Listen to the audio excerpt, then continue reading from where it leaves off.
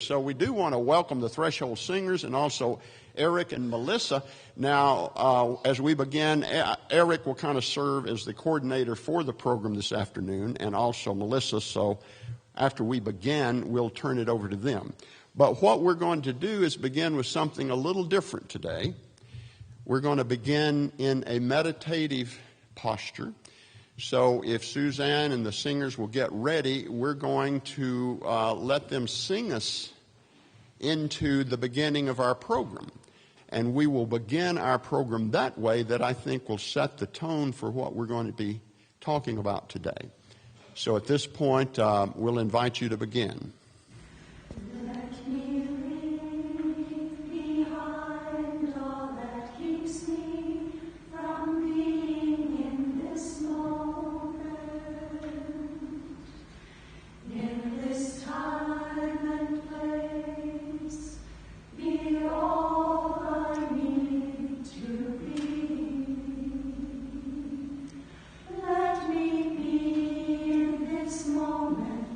So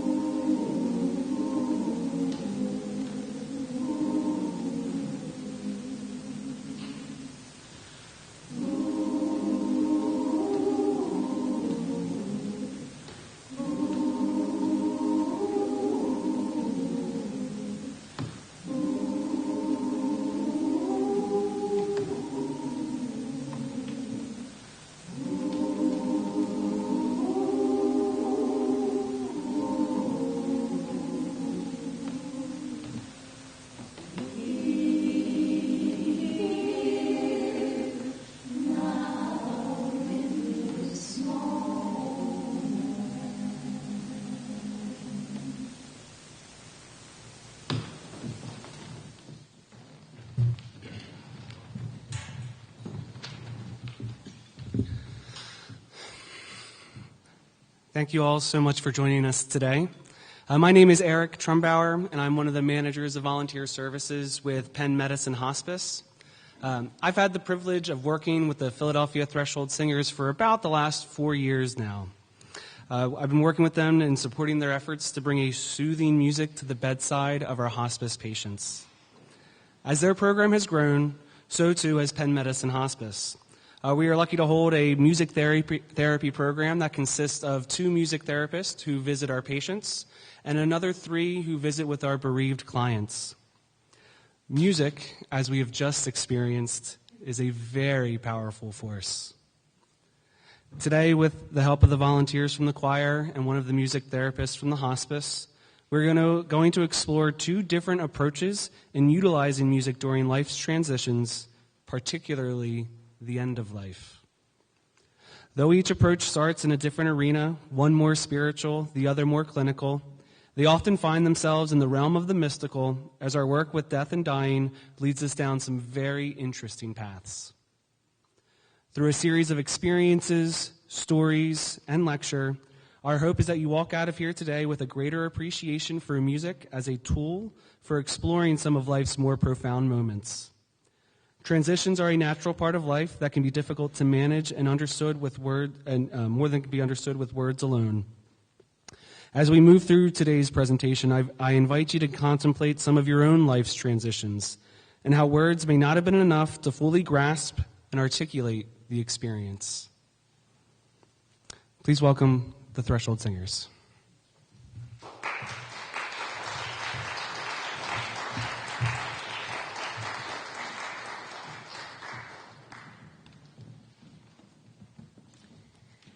My name is Suzanne Knoll, and today we're going to be sharing with you what we're calling bedside stories. Stories from our experiences singing in the inpatient unit of 1 or more hospices. I was with 3 singers at the bedside of an African-American man in his mid-70s. We had sung 2 songs for him, and he was alert and talkative. And after the second song, he said, "Now I have something I want to tell you." "I had a dream," he said. "I was on my motorcycle, and I was being chased by the police. It was terrifying. I was going as fast as I could. And then I saw a bus, and I hopped off my bike and got on board the bus, and I rode it to the end of the line. When I got off the bus at the end of the line, the world was completely white. The sky was white. The buildings were white. The sidewalk was white. Everything was white. And I walked down the street to a white doorway upon which I knocked. It was opened by a black man, and there were a whole bunch of black people in this room having a good time. But I was told that it was not yet my time. I'd have to leave and come back at the right time.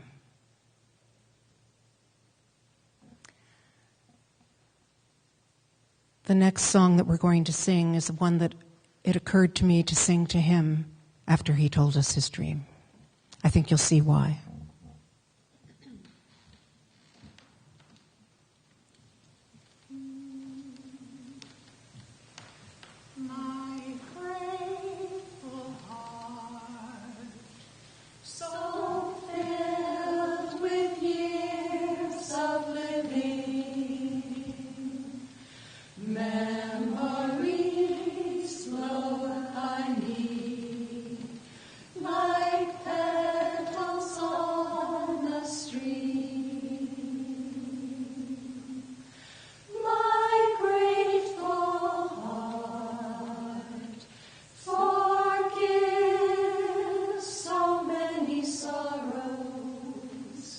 Brings peace that lasts forever.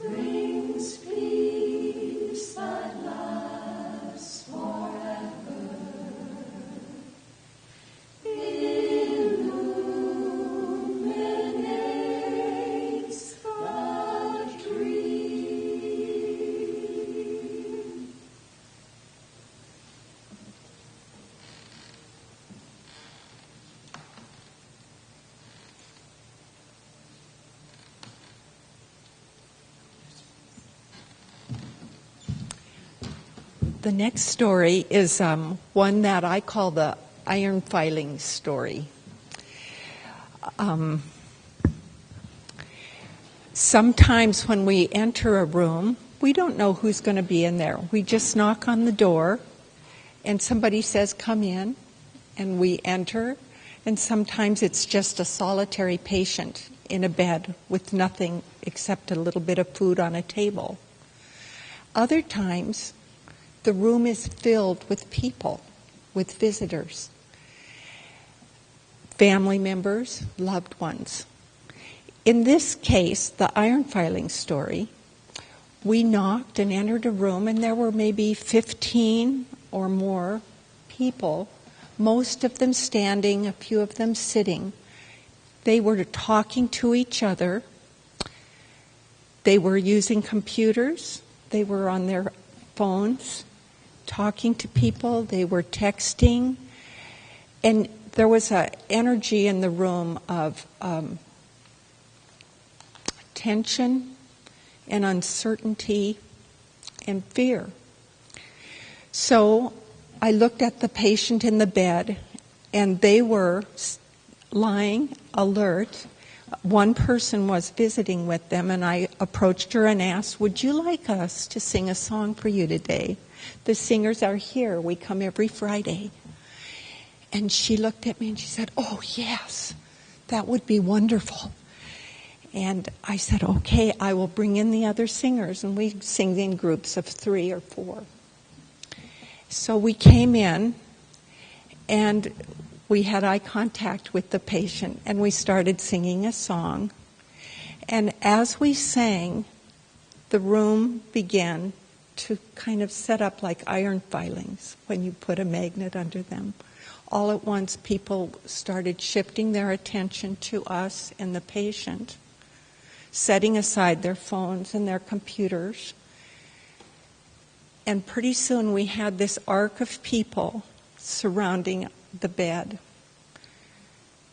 fully present for what was happening, and allowing a little space and a little grace and a little beauty to alter this kind of culture that had existed in that room. It transformed it into a different space.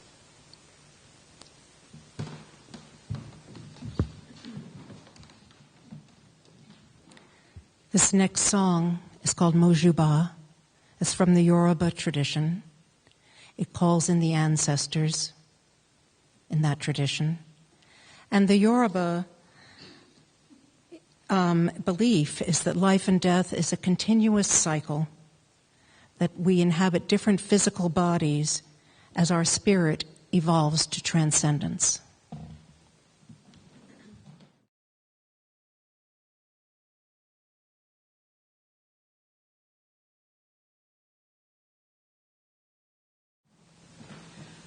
Mojuba.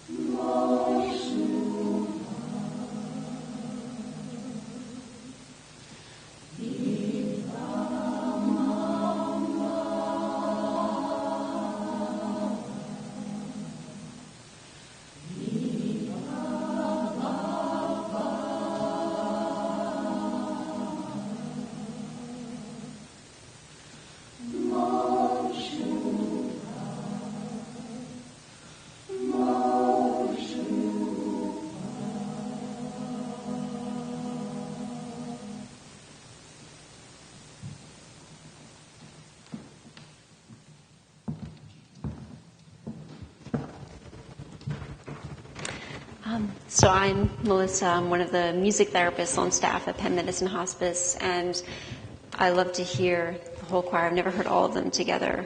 And the first two songs that we heard had different themes going through them. One thing that really stood out to me was this idea of peace everlasting in your first song. Something as music therapists would do, and often I think, depending on the situation, you guys may do as well. But importantly for us, being in this clinical evidence-based practice, therapeutic relationship, we're seeing our patients multiple times, using such an emotional song like that, kind of getting to the idea of the mysticism of music and how it can be emotional, and intrapersonal, allowing ourselves to take that space that the music creates. And that idea of peace, and further with verbal processing. It's not just for us within the music, it's also verbally processing what's going on, and using other modalities to process in that moment from past, present, and future. What that peace is like. What does peace mean to you? What brings you peace? What does not bring you peace? Sometimes with having the choir come in, we have this music, and then with the music therapist, we're able to then further process with them, how is this affecting you? Why is it affecting you like this? What else can we do to help you with processing, coming to terms with closure, reminiscence, life review? Sometimes the important pieces that we as music therapists are focusing on, even if we're using the same two songs that the choir has used. It's just kind of an important idea to focus on for us.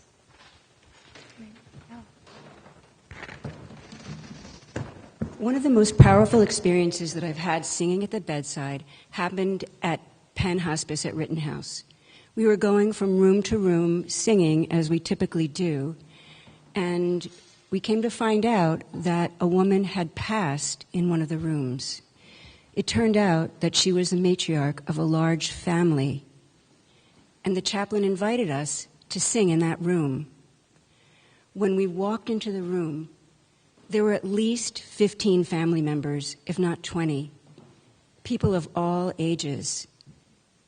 And we sang Mojuba, the song that you just heard about calling in the ancestors. And I looked across the room, and I saw a young man standing there with tears coming down his face. And I just felt this profound grief and this profound love together.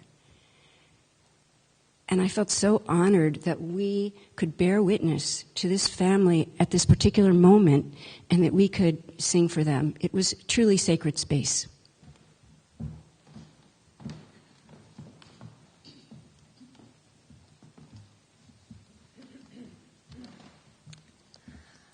Well, now I'm going to pretend to be Jim.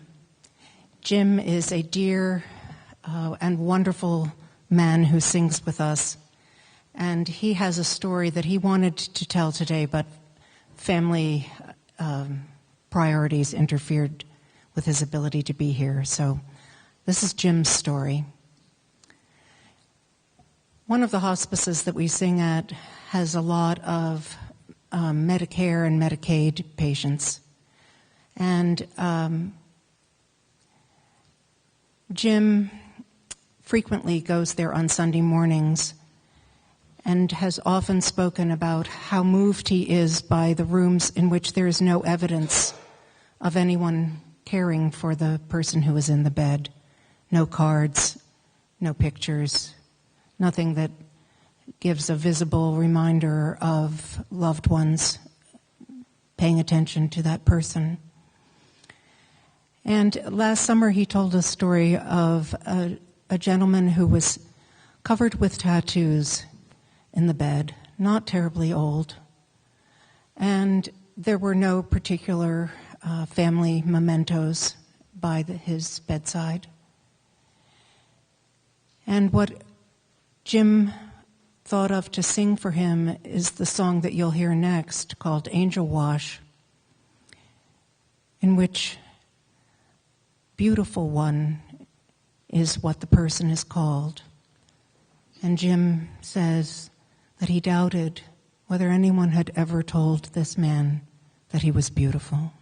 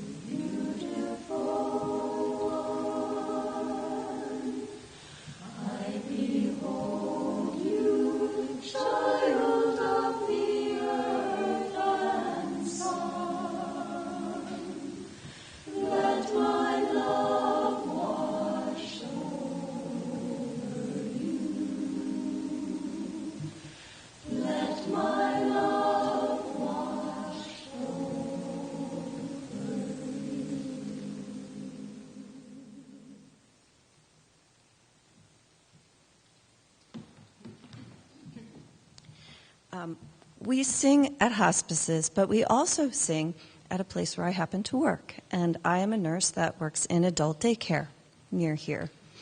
And so I have the advantage of knowing the clients quite well, actually, whereas in hospice, we don't generally know the patients because they're inpatient and they tend to rotate. But my story is so interesting because it intersects exactly with what you were talking about in terms of language and the intersection of that with music and with memory. We have a client who's named Jose, and Jose has been in the United States. He was born in Colombia, but has been here for about 40 or 50 years almost. He doesn't really remember much Spanish because we've tried to chat, and his daughter said he really doesn't remember Spanish. But when we sang, Suzanne asked me, she said, "Do you think we should try a song in Spanish?" And I said, "Yeah, I think let's try it." So we put him in a recliner chair. We bring a recliner with us, and we have invite a person to come and sit, and we'll tilt them back and cover them with a blanket, trying to sort of mimic the same experience that somebody might get in a bed. We call it a song bath. We invite the clients, many of whom have dementia or other serious, end-of-life issues, but most are there to have fun and socialize. So we also will sing some upbeat and peppy songs, but in this case, Jose said he would love to be sung to. We put him in the recliner, we covered him with a blanket, we sang our song in English, and he smiled. And then we switched to Spanish, which we often do for clients if we have a Spanish-speaking client. And he burst into a huge smile and just was laughing and so happy. And at the end, after we sang, he just said, "No one's ever sung for me before." And so it brings home that even though that language wasn't a language that he's been speaking for most of his life, somehow in the recesses of himself, that really spoke to him maybe as a lullaby would. And that's a song we're going to sing for you. And I just want to interject really fast. Such a beautiful story that I think is really important for us to understand with music, language, that sometimes music itself within our sessions, especially music therapy sessions that only I can speak to, music can be our barrier when someone that we may be referred to has expressive aphasia, and so they can't verbalize, or maybe not appropriately, or they don't have the ability to say what they want to say, and what comes out is not the correct thing that they're trying to say. We can have active musical engagement, this dialogue, this interpersonal relationship that I mentioned before, where music becomes this boundary that we have and this connection that we have to be able to express ourselves together and have a meaningful relationship and communication that we may not be able to have when we're just trying to verbally process something. A privilege that we as music therapists have, and unfortunately the choir doesn't, is that when we're referred for a patient that's for a clinical need, whether it's for pain management, anxiety, closure, etc., that we're able to understand what their diagnosis is, what their comorbids are, what their age is, especially if someone is not able to respond and you go into that room that you mentioned before and you don't know what kind of music they like. We can see with their age, with their culture, their religion, things hanging on the wall to try and pick some musical choices if the family is not present. But that ability of having music being that connection for language, to build a connection, validation, autonomy at the end of life when everything else feels like it's falling apart and we're not able to make those decisions, if we can within the music experience, that's so meaningful for our patients.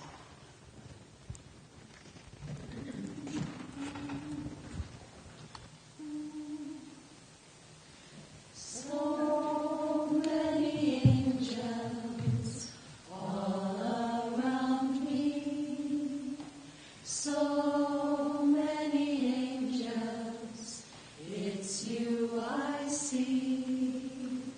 So many angels gathered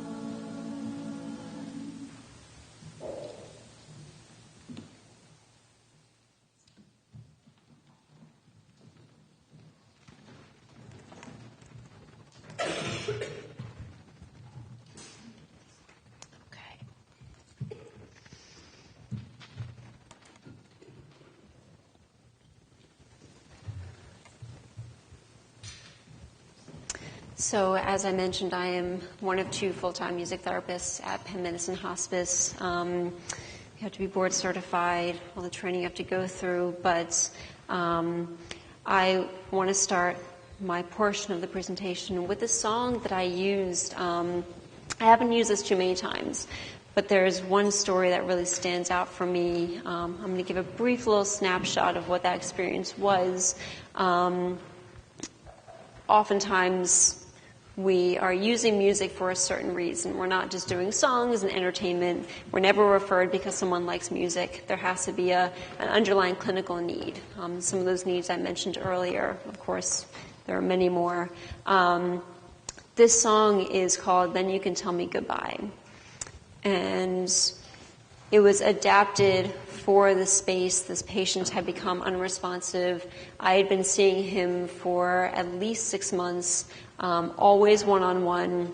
I was called in to see this patient on this particular day because he was actively dying and the whole family had gathered around his bedside. His wife, his children, grandchildren, people I had never met in these 6 months. So it was a really special experience to meet all of them. But the main reason that I was coming in was because they were all struggling with the fact that all of a sudden he is actively dying, and he may pass the moment I get there. He may pass in a week. We didn't know, of course. Using music to help the family accept and engage in closure. Any last words that they wanted to say. This man, unfortunately, had been nonverbal the entire time that he was on our hospice service. But it was more so at this point for the family while helping the patient relax and be in a peaceful state.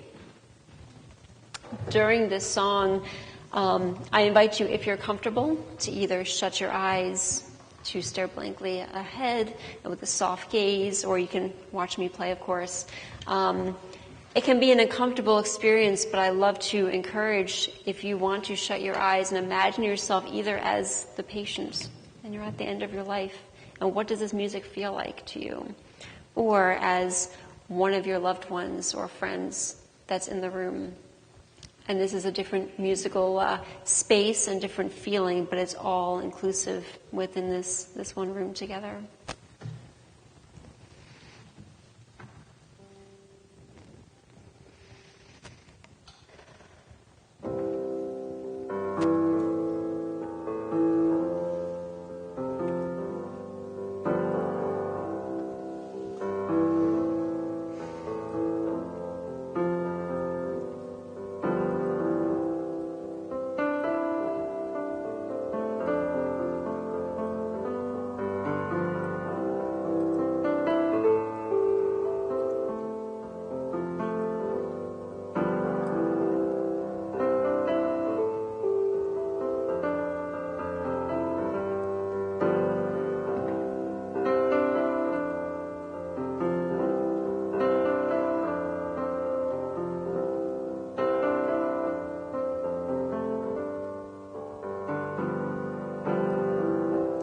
Kiss me each morning for a million years. Hold me each evening by your side. Tell me you love me for a million years. Then if it don't work out, then if it don't work out, then you can tell me goodbye. Sweeten my coffee with a morning kiss. Soften my dreams with your sigh.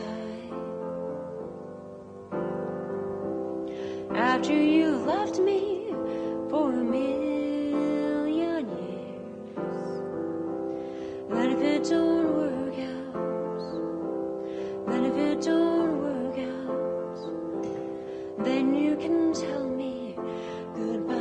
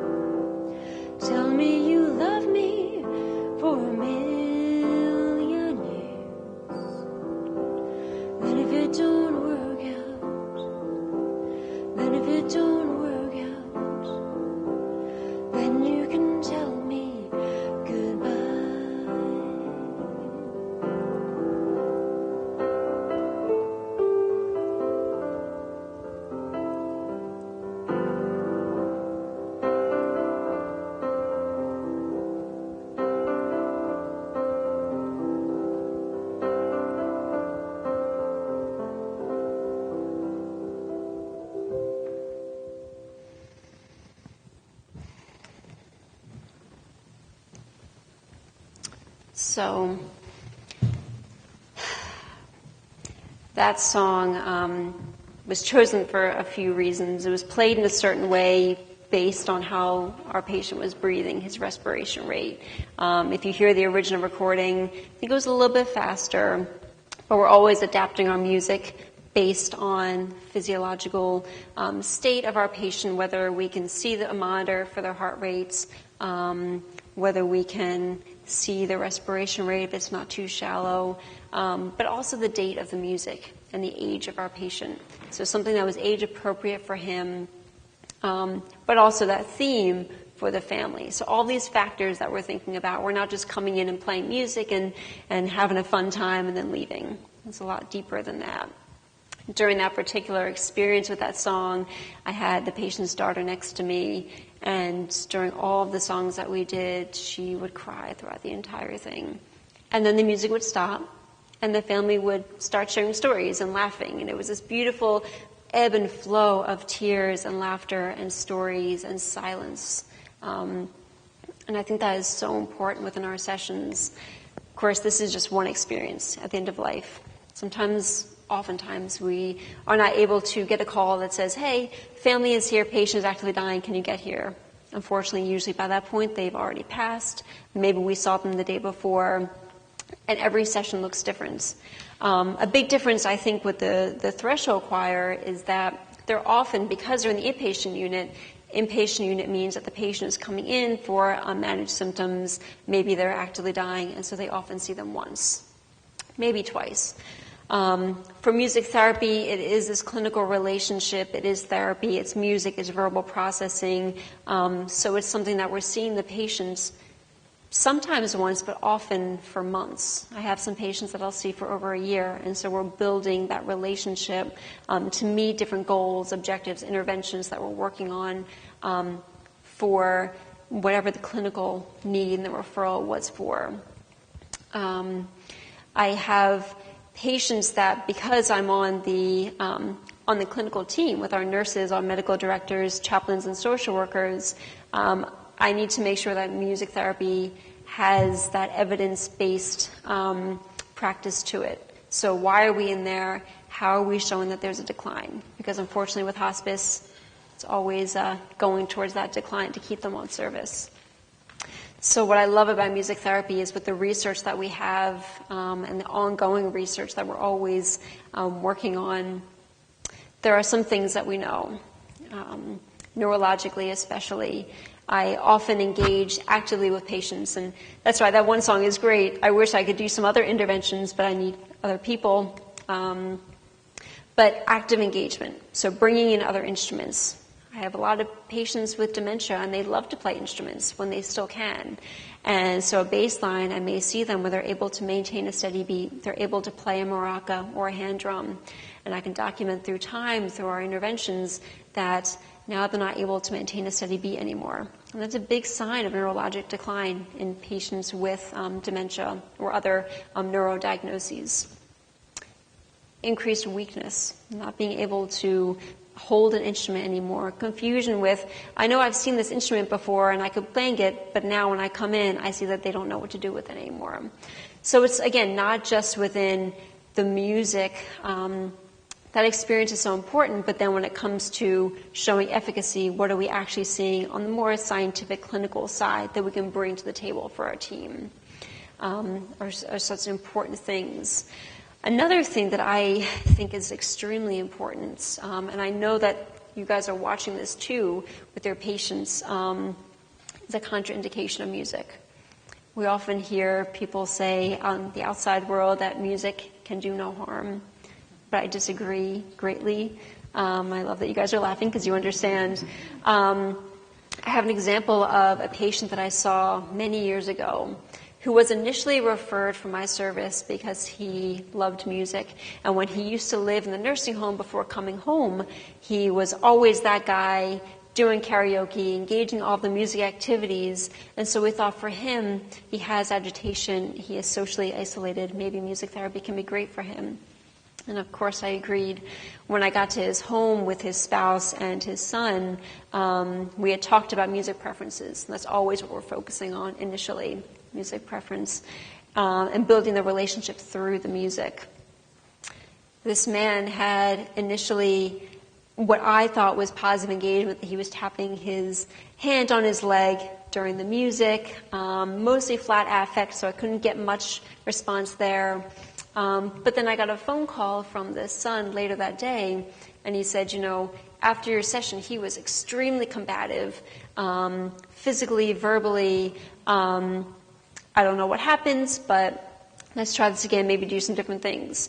So that's another thing with music therapy, is constantly adapting, trying a different time of day, trying different music, the volume of the music, the style of the music, instrumentation, are all things that neurologically can affect us, because music is processed in different areas of the brain. Melody is processed in one area versus harmony versus rhythm versus the lyrics and the language. And so for this man, unfortunately, when I kind of thought about all of those things, I came back, it was the same thing, where he became extremely combative. After a third session where it was the same thing, that's where we stopped services. Because unfortunately, if it's not going to positively benefit you and you're going to keep becoming agitated and combative, which is what we're trying not to have happen, maybe it's not for you. And I think that's an extremely important thing to remember, that even in your everyday life, you can understand how music affects you when you're upset and you put on a song, or you're angry or you're happy. And for other people, if it affects you negatively and it's too overstimulating, that's something that is really important. I have a handout that I have in the back, a famous case of music therapy that was in the news years ago was Gabby Giffords. If you remember that she had music therapy in conjunction with speech therapy. So that's where the important idea of music therapy, when we're working either individually or with a physical therapist, speech, occupational therapist, music, as I said before, is hitting different areas of the brain. So for a woman like Gabby Giffords, who had a lesion in her Broca's area of the brain, that's our expressive area. So she's not able to verbalize. She can understand, that's receptive, but she wasn't able to verbalize. With music, we have the rhythm, the harmony, the melody, different things that are able to bypass just the words, and so she's able to sing. And so that's not so much in the end of life. We're not working on rehab necessarily, but if we're able to use music to help people sing a few words, I oftentimes experience that where we have a patient who's been nonverbal for a while, and then we bring in live music. And that's an important thing. That's not recorded. It's live. So we can match the physiological state again and adapt the music as needed. We have these patients who all of a sudden sing a phrase, and then the family is thrilled because they haven't heard their loved ones speak something sensible or speak at all in however many months, however long it's been. And that can be such an important thing. There are different things besides just the song that I played. We can do improvisation, which is making up music together to help with nonverbal expression, which can then lead to verbal processing, which can lead to reminiscence, diving into some deeper issues that we may be having that are going to then, once we process, help with closure, help with life review, help with saying the words that we want to say at the end of our lives, that maybe we don't have the words for, but we can put it into music, creating a CD for our family that we can give out at a funeral, our funeral, memorial service, songwriting. I have a patient and a spouse right now who I'm working on for increased connection and expression, and the patient loves to write poetry. So he writes the words, I bring it home, I put music to it, and then we do it together, and it's increasing connection. Different things like that. So it's not just playing a song and talking about it. We can have more active engagement as the patient and family are willing or able. How are we doing on time? Good? Okay. I know we were going to save questions. I personally want to know, with this experience, if anybody's willing to say, if that's okay. I had asked you during that song to imagine yourself either as the patient, because fortunately we are all going to die, and what does it feel like in that space, or to imagine yourself as the loved one. someone else in that room, in that space. Does anybody want to share what that experience was like for them?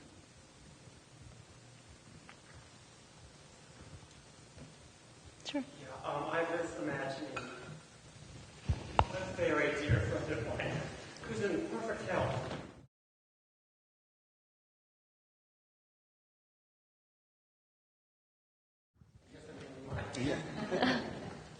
If that's okay. Yeah, my name's Elliot, and I was imagining a dear friend of mine on her deathbed. She's 70. I just found out that I always think of her as my age.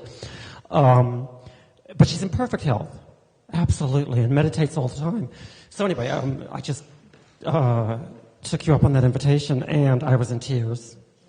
I don't know what else to say. It really touched my heart. To know that I'm going to have to say goodbye to her one day if I outlive her.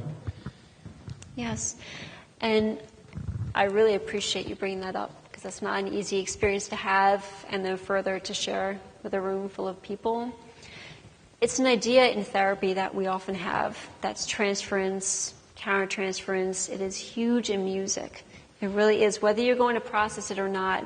That's why I think having music therapy is so important, because when we see patients who become tearful, and otherwise you have a musician come in and they play a song, and then the patient becomes tearful and they just say goodbye, and then there's no processing. But there's this transference, countertransference that's happening within the music, and for you, you're closing your eyes and you're imagining your friend. And she's okay right now, but you're preparing yourself. And that often happens in the music. I had an experience similar to you, sort of similar, with a patient who passed a few months ago. And we would do improvisation and processing and his favorite music and process where he was. He was very verbal, very in tune with where he was and accepting. But as he was declining physically, he became very upset, and during our sessions, he would cry throughout the entire session. And then I found myself becoming really upset, which does not often happen. And I never cried during a session, but I would go back to my car and sometimes become very tearful. And I realized for me that was a countertransference, because he reminded me so much of my father. And I felt like through him, I was working with him for, his end of life, but I felt like he was also giving back to me a preparation of being able to say goodbye to my father. And I know it's not necessarily similar, but it is that similar experience that you have of preparation that we experience. Does that make sense? Well, I was visiting my mother in the nursing home earlier today. My first time seeing her in a couple of months. I always go every 3 weeks. This time it was a long time. And she has dementia, and she doesn't know who I am. Okay. It hadn't occurred to me that my experience with the song might also be about her. Yes. Yes. And that is such a difficult experience, and not something that I've experienced personally, but through my work, of course, where we have patients who maybe I see someone every week and I go in, I say, hey, Miss Betty, it's Melissa, the music therapist, and she has no idea who I am.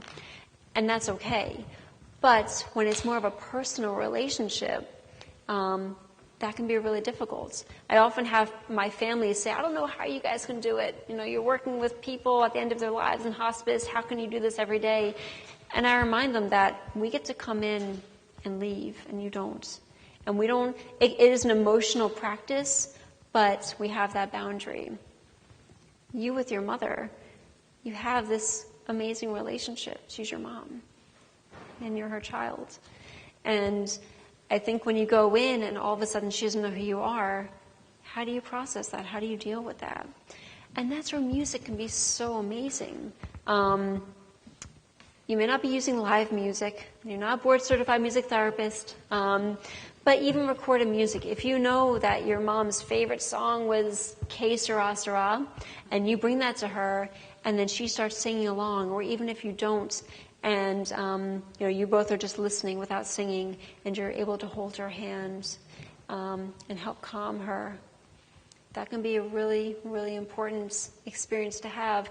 It's something, especially with our volunteers, that we always remind them that we can use music, even if it's not music therapy, even though it's not live music, to help connect with people, especially our loved ones.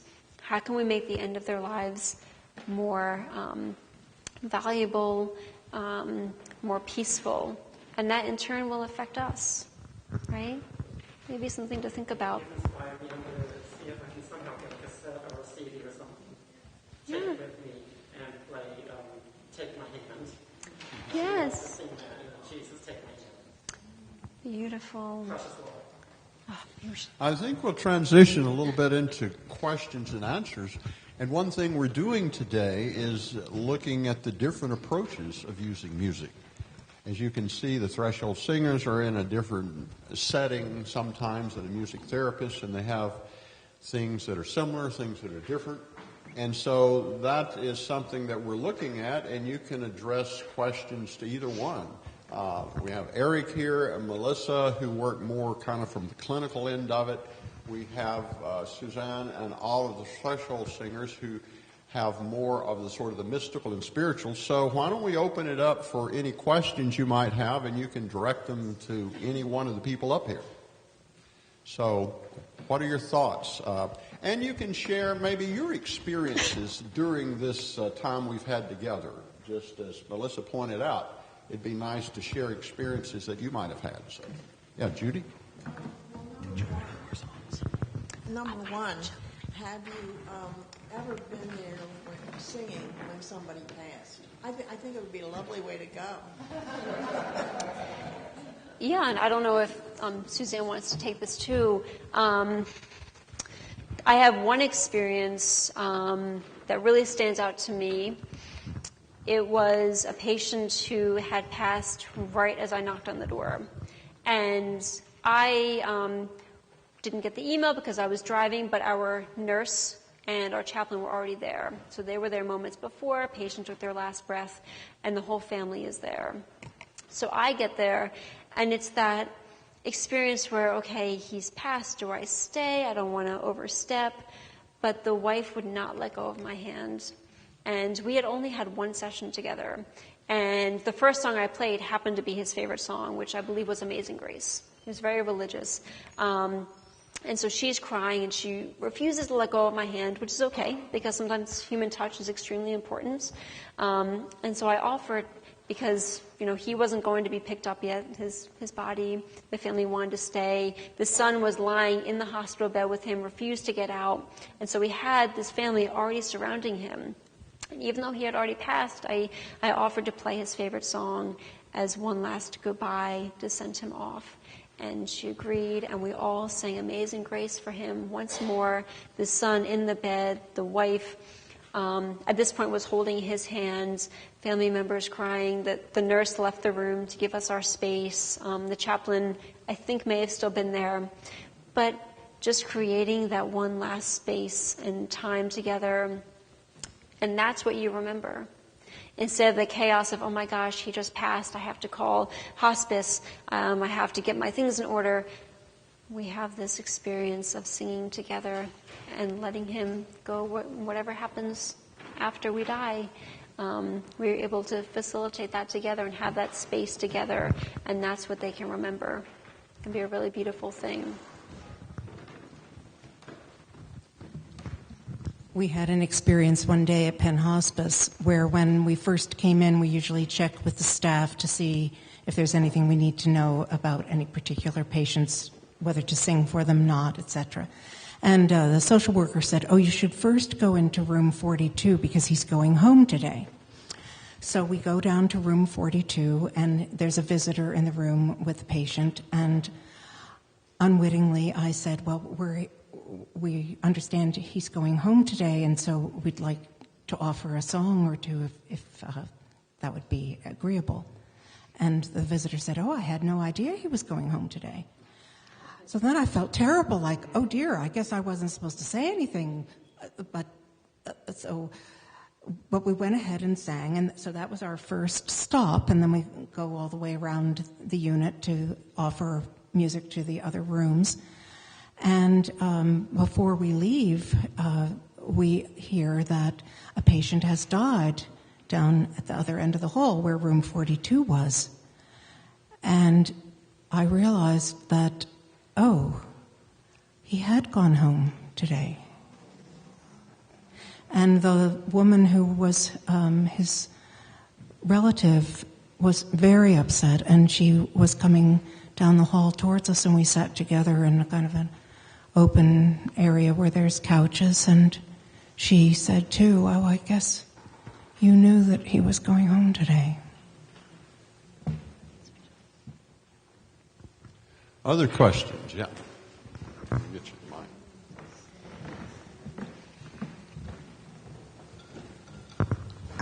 I don't have a question, but I will share a story on a little lighter note, the power of music and how it can help.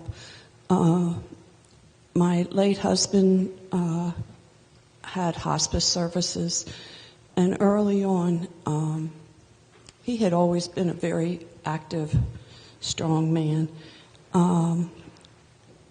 When the aides started to come to help him bathe, our bathroom's pretty small, so she would bathe him, and then she would walk him across the apartment to our bedroom and dress him there because there was more room. Well, when she did this, and my husband never was much of a singer, but he starts singing, hi-ho, hi-ho, it's off to work we go. And the aide really picked up on that, and she thought that was delightful. So every time she came, he had me get a new song.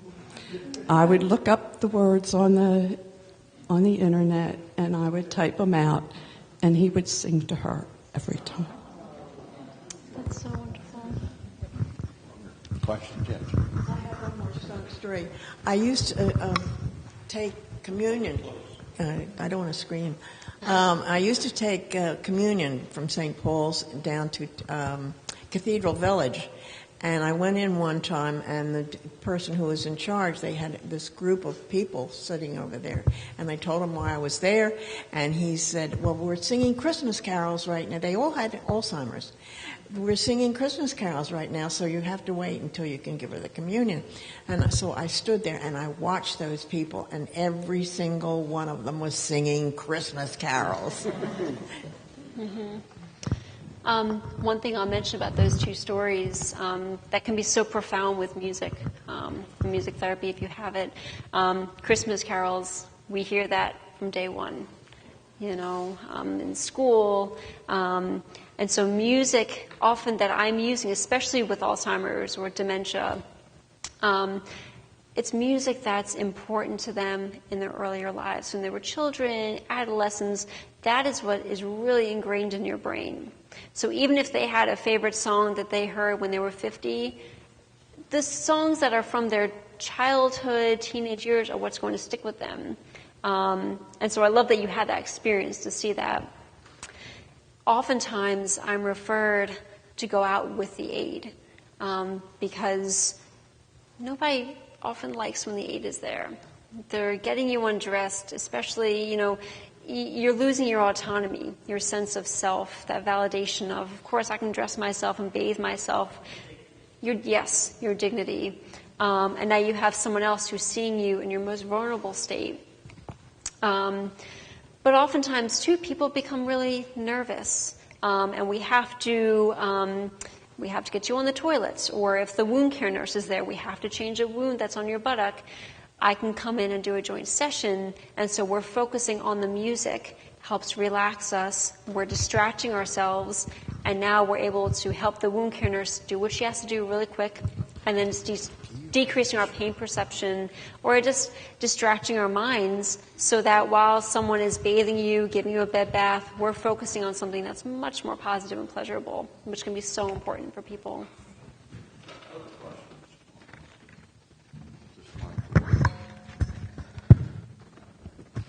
Hi, for the Threshold Singers. I noticed that your songs were, I would say, non-denominational. So I'm wondering if you take requests, do you sing Christian songs? Do you sing Jewish songs? Do you sing, that's what I'm wondering.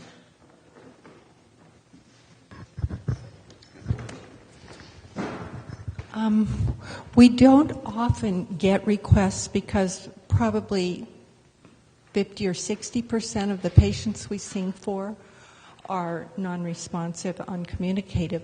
But sometimes they will ask for a song, maybe a family member or an alert patient. The most common song that they ask for is Amazing Grace. Occasionally a hymn. We don't practice hymns, but we will Google the words. Most of us know common hymns, and we will just kind of ad lib. But that's very rare. I would say less than 2% of the bedsides that we sing at would ask for a song. We do get some information from at FAR about patients we know who are Catholics because they keep a list for the priest that comes and visits. So we sing a round called Kyrie. If we know that a patient is an active practicing Catholic. And it's beautiful. We love being able to connect with that. And then we have 3 Jewish songs in our repertoire. So we happen to know that a patient would enjoy that. We sing Sim Shalom, usually. So we enjoy that, but we don't get a lot of information about our patients. So it's hard to match up. Kind of go with the spirit, you're saying. Yes. So I just wanted to add one thing, which is our repertoire is written by the songwriters within our choir. And our songs are to do just the opposite of what Melissa was talking about, so that we don't bring people into memory. We're really trying to help them have that moment of grace and just kind of float on the music. So it's important to us to bring songs that are completely novel to the patient and their families. Yeah. In working with Eric, Melissa, and Suzanne for this program, was sort of touched by the fact that I notice there are situations where you are using memory and working maybe toward healing and whatnot, and then there are many situations where the goal is not healing because they're at the end of life. And I just thought that was powerful to realize how can we be present to and love and care for a person when healing is not in the mix, but it's really assisting in the transition. So those are some of the similarities and uniquenesses of what you're doing. And I think that was very, very helpful to me to understand that. Okay, other questions? George, right there, yeah. Hi, this is a story that means a lot to me. My husband passed away a little over 3 years ago, and he had been on hospice care for about 5 months before he passed. And when they first gave us the option, having the music therapist come to the house, he was not too sure. Part of it, he had had a massive brainstem hemorrhagic stroke and had developed severe vascular dementia. So he was in an unusual state. And I said, Dave, you love music. Yeah, we have to do this. Well, it turned out the therapist that they sent to us was pregnant. And she was just about as far along pregnant as he had been since the time he had had his stroke. And the whole interaction with the three of us was birthing little Kimberly, getting ready to birth little Kimberly into this earthly world, and getting ready to birth my husband out of this earthly world. And the three of us just connected so deeply. I mean, there aren't words to describe it. When she would, sing songs that he had liked, we would sing along. There were tears, there was laughter. I mean, it was a profound experience for all three of us. And little Kimberly, in fact, was born within a week of when my husband passed. So if you have the choice of getting a music therapist, do it. I mean, you will not regret it. Thank you. Yeah, that brings it close to my wife and me. Her mom died about a little over a year ago at 97. Just about the same month, we welcomed into our family a set of twins. And so that was a powerful time. Other questions, comments, stories, thoughts? Yeah.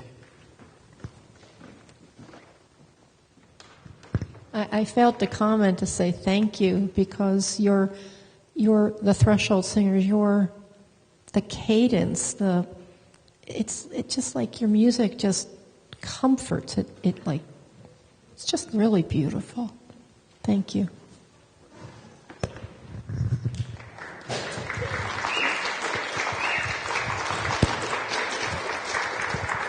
We have one song to close with, but you might be interested in knowing that Threshold Choir was founded by a woman named Kate Munger in the 80s in California. She was, as I understand it, attending a friend of hers who was dying of AIDS, and she had gone over to his home and had done all of the housework she could possibly find to do, and had nothing else to busy herself with. And so then she started to sing for him and noticed his response. And she was a part of some other women's singing circles, and Threshold Choir was born. And now, it's, how many countries are we in?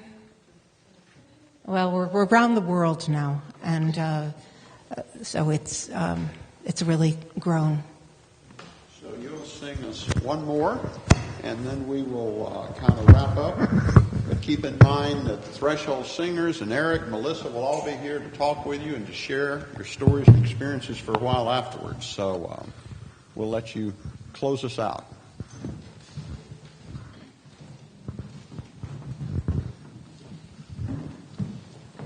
Okay, this song was written by Kate Munger, who founded this organization. And it was written about 7 years ago. And she's a prolific songwriter. And so I would say she's written at least 300 songs. I was attending a gathering, which is a coming together like a conference of Threshold Singers in Ohio with her, and she had just written this song. And she was so excited about it. She said, I think this is the most important message that we can give when we come to a bedside. The name of the song is You Are Not Alone.